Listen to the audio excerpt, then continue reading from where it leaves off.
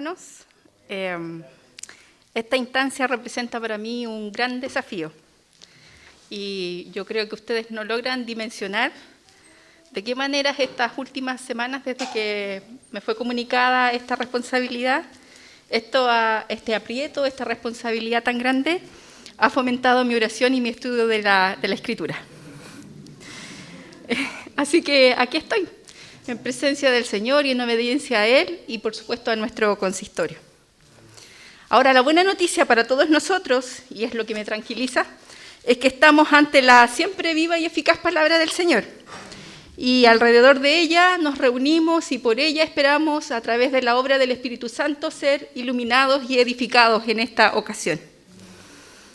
Así que continuamos en nuestra serie Calle, y en esta ocasión la invitación es a seguir descubriendo las enseñanzas de la sabiduría en este pasaje de Proverbios capítulo 6, en los primeros 19 versículos.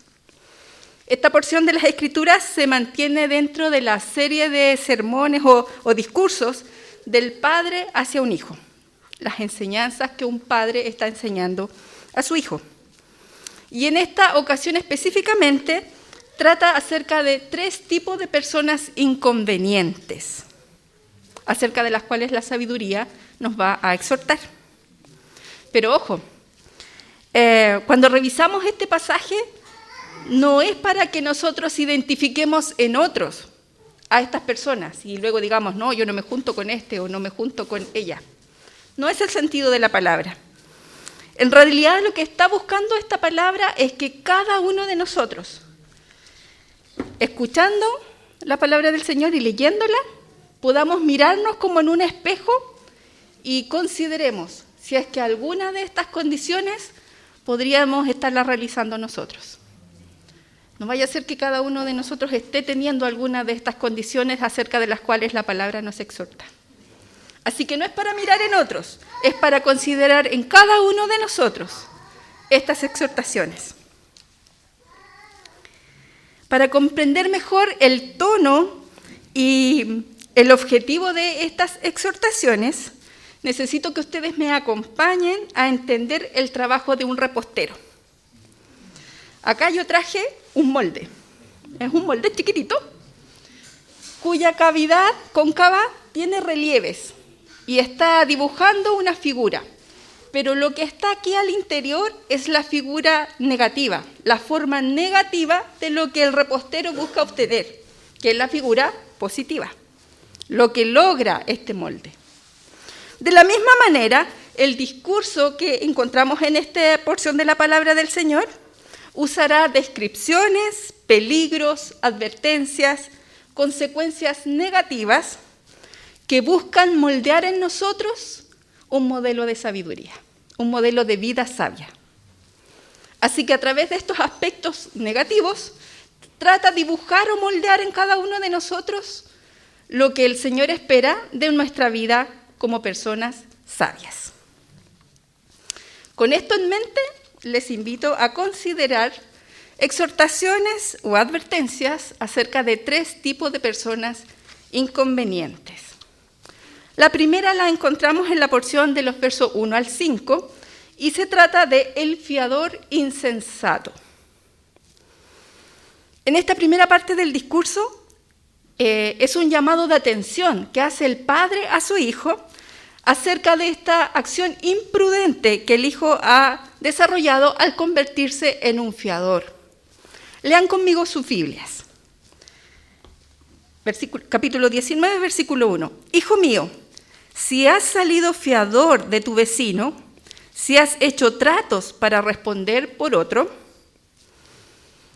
esta advertencia nos está mostrando que en la antigüedad, sin un desarrollo de la banca, sin instrumentos financieros, acabados como los que tenemos hoy día, boletas de garantía, pagarés, depósitos en prenda, lo usual era que una persona se comprometiera como un fiador y verbalmente garantizara el cumplimiento del trabajo, el pago o el servicio que otro tenía que dar.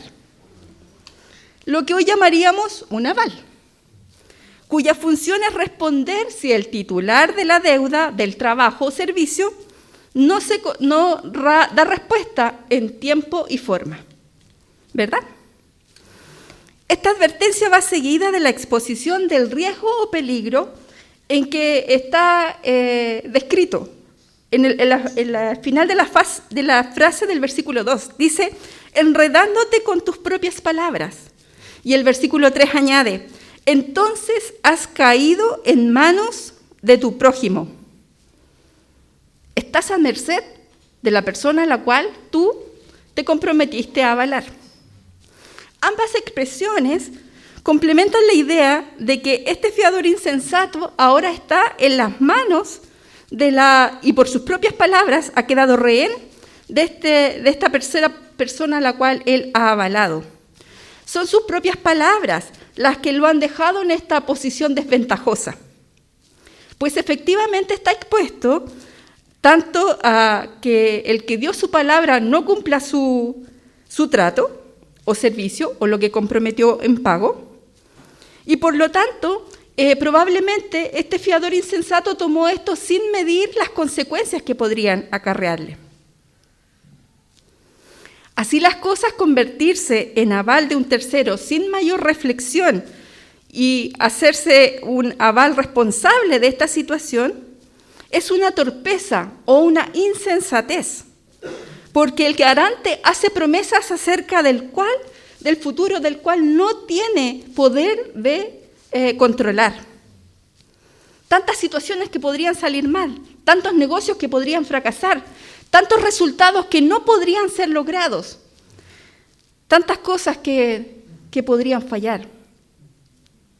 Así que la amonestación de esta palabra es acerca de tomar decisiones sin la reflexión apropiada y convertirnos nosotros mismos en rehenes de nuestras palabras o de nuestros compromisos. Aquí voy a abrir un paréntesis. En Israel no solo se animaba a ser generoso y a aportar con aquellos que estaban en una situación menos favorecida. No solamente se exhortaba esto, sino que era un mandato del Señor que el que tenía la capacidad de apoyar al necesitado lo hiciera. Por lo tanto, tenían que hacerse cargo del pobre, de la viuda, del huérfano y del extranjero. Sin embargo, esta porción de las Escrituras, lo que estamos revisando en Proverbios capítulo 6, no está haciendo referencia a atender necesidades básicas o de primera necesidad, sino que está dando cuenta de cuestiones de negocio, de situaciones que van a involucrar tanto la situación financiera actual como futura de aquel que se está comprometiendo y reflexivamente a hacer un aval. Entonces, la exhortación es: ayuda a tu prójimo según tu capacidad, pero ten cuidado de no caer preso de tu falta de reflexión o de tu actuar apresurado, convirtiéndote desprevenidamente en un fiador o garante de un tercero que te tendrá en su mano hasta que se cumpla o no el trato. Entonces, si alguien te pide ayuda que tiene que ver con una situación que tú puedes atender con una necesidad básica, tenemos que ser generosos y atender a esa necesidad. Pero si lo que él está pidiendo de ti es un compromiso importante de tu capacidad financiera actual o futura, será mejor que consideres atentamente esta situación y si está en tu mano ofrecerle una ayuda específica, puntual, como un regalo o una ofrenda, démosela generosamente, pero no nos comprometamos negligentemente a una fianza que tal vez no seamos capaces de cumplir o que no esté en nuestra capacidad futura y nos vaya a perjudicar. Volvamos al texto. En los versículos 3 y 4, el Padre no solo se queda en las advertencias, sino que provee un consejo o una sabia solución para escapar de la situación en la cual este hijo se ha visto envuelto. Lea conmigo, versículos 3 y 4. Si quieres librarte, hijo mío, este es el camino. Ve corriendo y humíllate ante él. Procura deshacer tu compromiso. No permitas que se duerman tus ojos. No dejes que tus párpados se cierren. Los argumentos expuestos en las expresiones corriendo y procura que no se duerman tus ojos denotan la urgencia que reviste tomar esta situación entre sus manos y tratar de resolverla.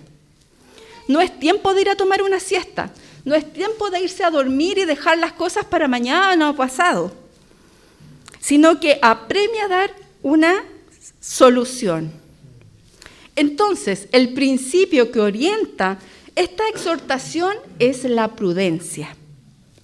Y la prudencia nos va a aconsejar evitar compromisos que después sean difíciles de cumplir o que comprometan abiertamente nuestra situación. El objetivo no es desentenderse de los compromisos que ya hayamos adquirido, sino desligarse de futuras ataduras, aunque para eso sea preciso tragarse el orgullo. Y este es un buen ejemplo de una enseñanza práctica y prudente que nos muestra el libro de Proverbios. Pero no me malentienda, el núcleo de esta sección no tiene que ver con la negación de los compromisos, sino que si es que tú te estás comprometiendo descuidadamente, tener no solo la voluntad para pedir disculpas, sino también aceptar, reconocer que te has equivocado y desligarte de estas situaciones que podrían ocasionarte un perjuicio para ti y para tu familia. Probablemente esta actitud es muy contracultural, porque nuestra sociedad no anima ni incentiva que reconozcamos nuestros errores. Más bien, tendemos a ocultarlos o negarlos. Sin embargo, la prudencia nos enseña y nos aconseja que siempre va a ser crucial ser correctos y reconocer cuando nos equivocamos en nuestras relaciones interpersonales. Eso es lo sabio, eso es lo que la palabra del Señor nos aconseja. Volvamos nuevamente al texto en el versículo 5. Dice, este versículo nos traslada a una escena de la naturaleza, con dos ejemplos que refuerzan la idea desventajosa de la situación de un fiador al compararla con una gacela y un ave frente a un cazador o a una trampa. Y el versículo 5 dice, líbrate, como se libra del cazador la gacela, como se libra de la trampa el ave. Una trampa oculta un peligro mortal, que lo que procura es atrapar su víctima por sorpresa y evitar que ella pueda liberarse.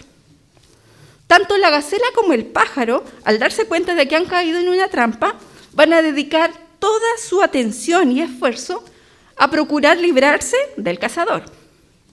De la misma manera, el fiador debe con agilidad y prontitud recapacitar y procurar deshacer esta trampa en las cuales sus propias palabras lo podrían retener.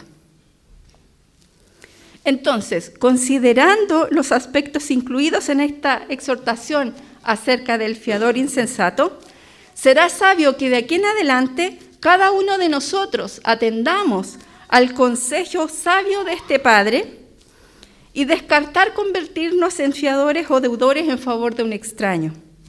Muy por el contrario, el llamado en esta ocasión de la sabiduría oriental es muy concreto y práctico. Que nos comprometamos a ser mayordomos, buenos administradores, responsables de nuestra economía personal y familiar, cuidando de nuestras decisiones financieras. Los invito ahora a que consideremos el segundo tipo de persona inconveniente. Y esto lo vamos a pasar a ver en la porción del versículo 6 al 11. Y aquí nos encontramos con el trabajador perezoso. Esta porción presenta dos partes dedicadas al perezoso. Este es un poema que tiene dos estrofas, podríamos decir. La primera la encontramos en el versículo 6 y la segunda inicia en el 9. La primera lo amonesta a considerar la sabiduría y diligencia de la hormiga, y la segunda revela su inevitable destino. Revisemos entonces en primera instancia el ejemplo que nos da la hormiga. Versículo 6. Ve a la hormiga, oh perezoso, mira sus caminos y sé sabio, la cual no tiene capitán, ni gobernador, ni señor. Prepara en el verano su comida y recoge en el tiempo de la siega su mantenimiento. Nuevamente este discurso nos llama o nos invita a considerar un ejemplo tomado de la naturaleza. En este caso, a que pongamos atención al desempeño de la hormiga, caracterizado, tal como dice el versículo 7, en que no tiene capitán, ni gobernador, ni señor. Es decir, su trabajo lo realiza sin un supervisor o una jerarquía que le indique cuáles son sus deberes, cómo resolver sus tiempos, la distribución de su trabajo o el orden en el cual debe realizarlo. Lo que pasa es que la hormiga tiene la sabiduría que Dios le dio para trabajar y realizar sabiamente su trabajo, y la automotivación del diseño divino que la mueve en su desempeño. Este diseño es compartido por el ser humano, porque también nosotros somos criaturas del mismo Creador. Luego el versículo 8 especifica que hay una segunda característica en esta hormiga, y tiene que ver con su diligencia. Es en la época del verano, durante las cosechas, donde haya alimento abundante, el momento en que la hormiga desempeña su trabajo de reunir provisiones necesarias para la estación fría. Tal como dice el refrán, quien no recoge leña en verano, pasa frío en invierno. Y esto es lo que aplica la hormiga. Entonces la hormiga es muy trabajadora en el tiempo que corresponde. Trabaja en el verano, cuando viene el invierno, ella vive de las provisiones y del trabajo que ya realizó. Dios es el que provee el alimento, pero la hormiga lo recoge diligentemente, de la manera correcta y en el momento adecuado. Por tanto, es un ejemplo de diligencia. Entonces, la exhortación que el Señor nos da es a considerar los caminos de la hormiga, tal como nos dice el versículo 6, y básicamente nos enseña la autodisciplina, la previsión y la diligencia. Específicamente es a tener un trabajo diligente y prudente, a realizar un trabajo honesto, pero también solidario. Consideremos que después de todo, cada hormiga realiza su rol, pero todas ellas contribuyen a un hormiguero o una comunidad. ¿Se acuerdan que les comenté que esto tenía como 2 estrofas o dos partes? Bueno, a partir del versículo 9 al 11, ahora encontramos cómo esta actividad trabajadora y diligente que realiza la hormiga se ve contrastada con el sueño introspectivo del perezoso. Mire conmigo el versículo 9. Perezoso, ¿hasta cuándo has de dormir? ¿Cuándo te levantarás de tu sueño? Estas preguntas retóricas advierten específicamente e implícitamente a este perezoso que se arrepienta de su insensata pereza, que se levante rápidamente y que recupere el tiempo perdido antes que sea demasiado tarde. El holgazán y el perezoso desafían el orden divino, porque es Dios quien ofrece abundantes cosechas a cambio de un trabajo honesto y diligente, pero priva del fruto de la tierra o del trabajo a los que la desafían con pereza. Entonces, al advertir al perezoso de que aprenda del ejemplo de la hormiga, el Padre espera que este insensato interiorice esta sabiduría respecto a la preparación o a la anticipación de su sustento para tiempos adversos. Y continúa este contraste con esta imagen del perezoso que prefiere dormitar a lugar de comprometerse con su trabajo. Miren lo que dice el versículo 10. Un poco de sueño, un poco de dormitar, y cruzaron por un poco las manos para el reposo. Acá la idea es que el sueño narcótico del perezoso crea más deseos de dormir y escapar del dolor de vivir, probablemente. En otras palabras, su sueño es escapismo. Es el rechazo a enfrentarse a la realidad. Y es muy distinto al sueño dulce y reparador de el que realiza un trabajo diligente, que ha trabajado y completado su tarea, y ahora, una vez agotadas sus fuerzas de desempeñar bien sus labores, acude agotado a su merecido descanso. Una frase que podría identificar al perezoso sería: algún día voy a hacer esto. Y esto tiene que ver con que él no logra asumir un trabajo y mantenerse firme en este compromiso. La persona diligente, en cambio, traza un plan y se compromete con su realización. ¿No debe sorprendernos entonces las consecuencias que acarrean al perezoso su actuar negligente y descuidado? Eso nos dice el versículo 11. Así vendrá tu necesidad como caminante y tu pobreza como hombre armado. Este lenguaje poético muestra la advertencia de que el juicio le sobrevendrá de repente y lo va a asaltar igual como si hubiera sido asaltado por un bandido. Estas expresiones nos describen la visita predecible de la pobreza, graficando su actuar como un hombre armado que llega no solo de improviso, sino por la fuerza a tomar lo que no es suyo.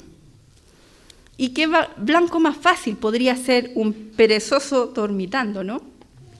Porque este va a encontrarse carente de vigilancia y con ninguna diligencia por resguardar sus bienes.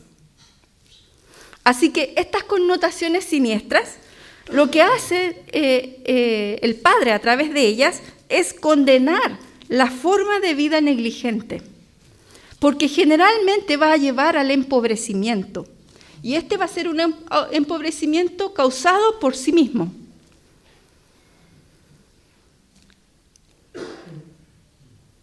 Es probable incluso que le pudiera llegar no solo a no tener riqueza, sino que le llegue a faltar lo básico para desarrollar su vida.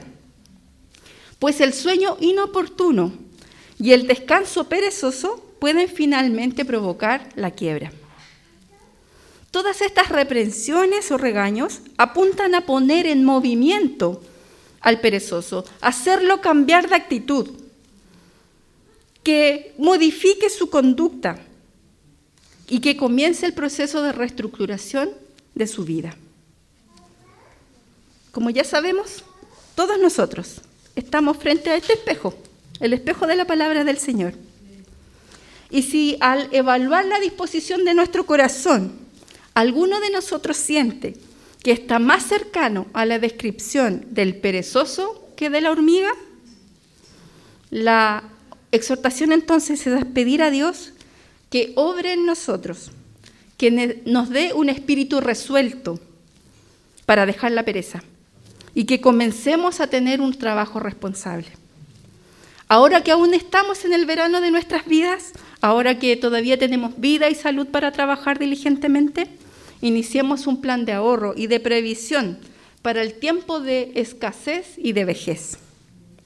Consideremos un trabajo diligente, bien desempeñado, de modo adecuado y en el tiempo correcto, va a glorificar a Dios y va a traer cosecha abundante, no solo para que el que realiza este trabajo diligente, sino también va a darle la oportunidad de compartir con otros, tal como nos exhorta el Nuevo Testamento en el libro de Éfeso, capítulo 4, versículos 28, cuando Pablo exhorta a los hermanos de Éfeso y le dice: el que robaba, que ya no robe más, sino que trabaje honradamente con las manos para tener que compartir con los necesitados.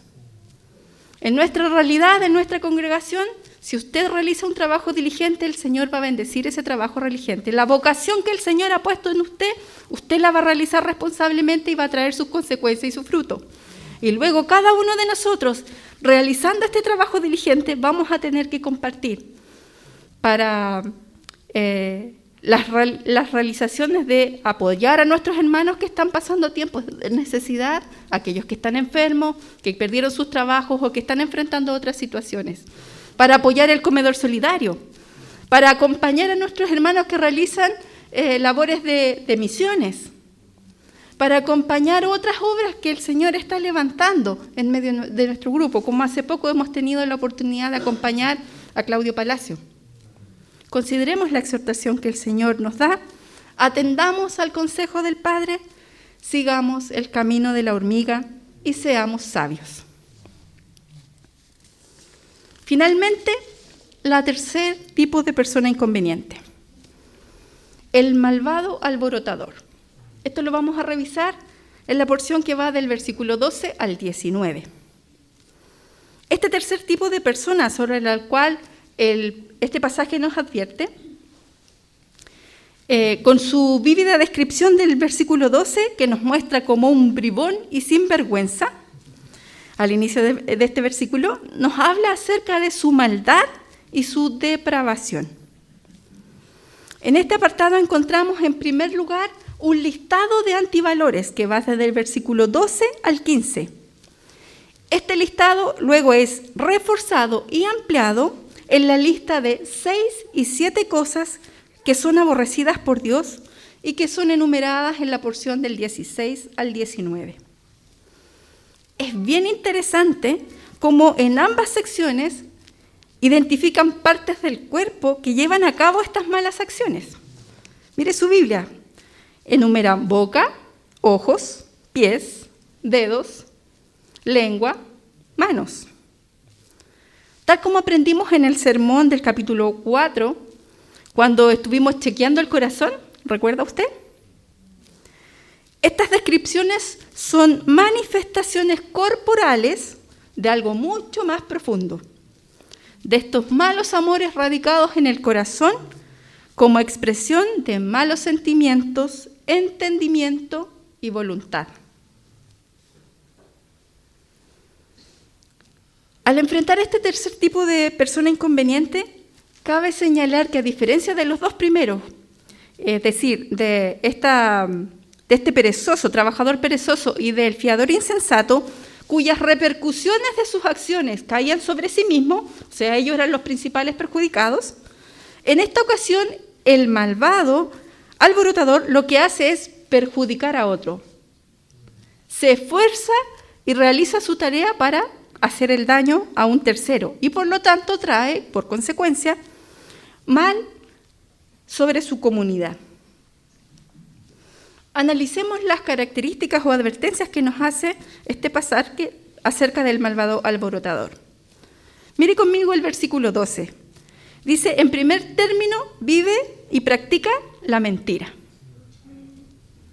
El versículo 12, con lenguaje figurado, dice, habla de una boca corrupta. Y su par en el versículo 17 dice, lengua que miente. Estas expresiones describen metafóricamente el instrumento del hablar, ¿no? Y nos dan la idea de que este malvado es torcido en sus palabras. Su discurso es fraudulento, distorsiona la verdad sobre la cual se construye una sociedad justa y saludable. Y conocemos que tergiversa la verdad a propósito y con abierta intencionalidad, porque añade a sus palabras gestos y lenguaje no verbal, tanto a espaldas como en presencia de sus potenciales víctimas. Mire conmigo el versículo 13, las expresiones que usa. Ojos que guiñan, pies que hacen señas y dedos que señalan. Sus gestos sugieren que incluso podría tener seguidores que están de acuerdo con él y conspiran con él y entienden perfectamente su lenguaje no verbal. Para hacernos una idea o una mejor comprensión, traiga a su memoria la imagen del emperador en la arena romana. ¿Se acuerda del emperador? Cuando ya estábamos más o menos terminando el espectáculo, ¿qué hacía el emperador? Tenía su dedo puesto, ¿no? Y cuando bajaba el dedo, ¿qué significaba? La muerte, algo dramático, algo siniestro para la persona que recibía esta condena. Y en nuestros tiempos presentes, cuando vemos a alguien que pasa el dedo índice o la mano sobre el cuello, esa es una abierta manifestación o señal de amenaza contra la persona a la cual está siendo representada, que aunque sea dada de lejos, sin lugar a dudas, causa gran impacto y miedo en las potenciales víctimas, en los que están siendo confrontados, en los que están siendo amenazados. Pero no solamente se queda en esto, sino que además es arrogante. El versículo 17 lo describe, dice que tiene ojos que se enaltecen. Y como para que traigamos una idea más concreta a nuestra mente, podríamos recordar a una persona como Nabucodonosor, el orgulloso rey que nos relata el libro de Daniel. Estos ojos altivos representan en primer lugar una negación de la autoridad del Señor. Pero la arrogancia también es un pecado contra el prójimo, porque la exaltación de uno mismo sobre otras personas transgrede la dignidad humana, y esta dignidad que nos hace iguales como portadores todos nosotros de la imagen de Dios, pero a la vez de seres creados e indignos frente al Señor, pero entre nosotros todos iguales, todos portadores de la imagen del Señor. Entonces, este arrogante no solo pretende enfrentar a Dios mismo, sino también maltratar a sus iguales. El versículo 14 también nos ejemplifica que este alborotador planifica el mal. Nos muestra la inclinación de su corazón. El versículo 14 dice, el malvado trama el mal en su mente. Y el versículo 18 añade, el corazón hace planes perversos. Y complementa esta descripción diciendo que tiene pies que corren a hacer lo malo. Todas estas descripciones lo que nos muestran es que tiene una compulsión por la maldad. Hace planes, maquina situaciones para perjudicar a otros. Todas estas actitudes denotan un comportamiento insidioso, malicioso y antisocial. Su objetivo es subvertir el orden divino de paz y de cuidado mutuo. Se opone a Dios y a su pueblo piadoso. Este comportamiento antisocial y contrario a la voluntad del Señor usa todo tipo de recursos, como abusos de poder, con el propósito de lastimar a otro. Nótese que en el versículo 17 nos dice que no tiene problemas para derramar sangre inocente, porque no valora la vida.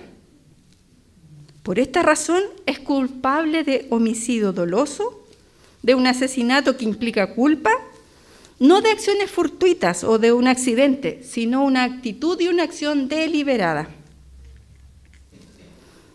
Este malvado también se presta como testigo falso. El versículo 19 dice que no se mide en transmitir mentiras y lo hace como alguien consciente de que lo que comunica es falso, que es contrario a la verdad, con propósitos mezquinos y buscando solo su beneficio personal. ¿Qué nos evoca en este tiempo este tipo de comportamiento? Podríamos decir que cualquier parecido con Twitter o las redes sociales en nuestros días es pura coincidencia, ¿o no? Bueno, pero si eso pasa en nuestra realidad actual, entonces cabría preguntarnos, ¿cuál es nuestro comportamiento en las redes sociales? ¿Acaso será que nosotros nos estamos comportando de esta manera y esta característica es una realidad en nosotros? ¿Somos de los que contribuyen a difundir noticias falsas? ¿O le damos reenviar a todo aquello que se asemeja a lo que nosotros pensamos, a nuestras ideas, sin considerar si es verdad o no es verdad, sin asegurarnos de que corresponde o no la noticia, de que corresponde o no la cita que se está haciendo, de qué fue la intención de la persona que lo estaba diciendo. ¿Esa es nuestra actitud? ¿O en realidad nos estamos comportando como ciudadanos responsables? Tal vez en este punto sería bueno que reflexionáramos y consideráramos imitar el principio que tenían los hermanos de Berea, que nos muestra Hechos en el capítulo 17, versículo 11. Y estos hermanos son reconocidos como más nobles. Y la razón de su nobleza tenía que ver con este principio, de que ellos escuchaban y estaban atentos a lo que estaban recibiendo, pero siempre buscaban verificar, asegurarse de que esto correspondía a algo verdadero. La pregunta para nosotros en esta noche es, ¿estamos contribuyendo al shalom de nuestra comunidad? ¿Estamos preocupados del bienestar de las personas con las cuales nos comunicamos o con las cuales tenemos relaciones? Como consecuencia natural de esparcir mentiras, el malvado provoca conflictos, tal como nos dice el versículo 14. Siempre anda provocando disensiones, desacuerdos, divisiones. El versículo 19 dice, siembra discordia entre hermanos. Su afán de maldad da rienda suelta a su capacidad de orquestar peleas y diferencias. Trama el mal, provoca conflictos. Es contrario a la paz. Un alborotador y un calumniador que separa a los amigos cercanos. Una persona violenta, quien usa palabras y gestos provocadores para desatar divisiones y conflictos. Es un agente de problemas y peleas. Su tendencia disruptiva se caracteriza por la arrogancia, la malicia, la violencia y que rompe el vínculo de confianza y lealtad entre una persona y otra. No pensemos que esto es poca cosa. Tal modelo de antivalores y de perversidad recibirá lo suyo. El versículo 15 da las malas noticias a este malvado alborotador y la cuota de esperanza a quienes sufren su violencia o son sus víctimas. Lea conmigo el versículo 15. Dice, por eso le sobrevendrá la ruina. De repente será destruido y no podrá evitarlo. Este pasaje nos muestra que la maldad del perverso encuentra su coto en Dios. Dios mismo es el agente de juicio y de castigo. La condenación es una consecuencia inevitable para los que han cometido rebelión contra Dios y contra su prójimo. Las expresiones sobrevendrá de repente enfatiza este carácter inesperado de la ocurrencia de la sentencia. Su calamidad va a venir como un torbellino. Queridos, estamos frente a la eficaz palabra del Señor. Y si al mirarnos en este espejo descubrimos alguno de estos antivalores, algunos de estos comportamientos, alguna de estas características en nosotros, es sabio que hoy día hagamos el compromiso de rendir nuestro corazón, nuestros sentimientos, nuestro entendimiento, nuestra voluntad delante del Señor. Y pidamos a Dios que a través de su Santo Espíritu traiga convicción de pecado sobre nosotros, para que nos arrepintamos, para que la gracia de Dios obre en nosotros una vida sabia, para que cambie este modo de actuar negligente y malvado. Si alguno de ustedes o yo misma considero que soy demasiado pecadora, que esto es muy difícil de cambiar en mí, que no soy capaz de realizarlo, la buena noticia es que Cristo vino para resolver el problema del pecado. Y mi incapacidad y su incapacidad de vencer nuestra naturaleza caída. Mi pecado, su pecado, nunca va a ser mayor que el poder del sacrificio de Jesucristo. Él pagó el precio que a ti y a mí nos correspondía. Y si nosotros invocamos su nombre, su sangre nos limpia de todo pecado. confiemos.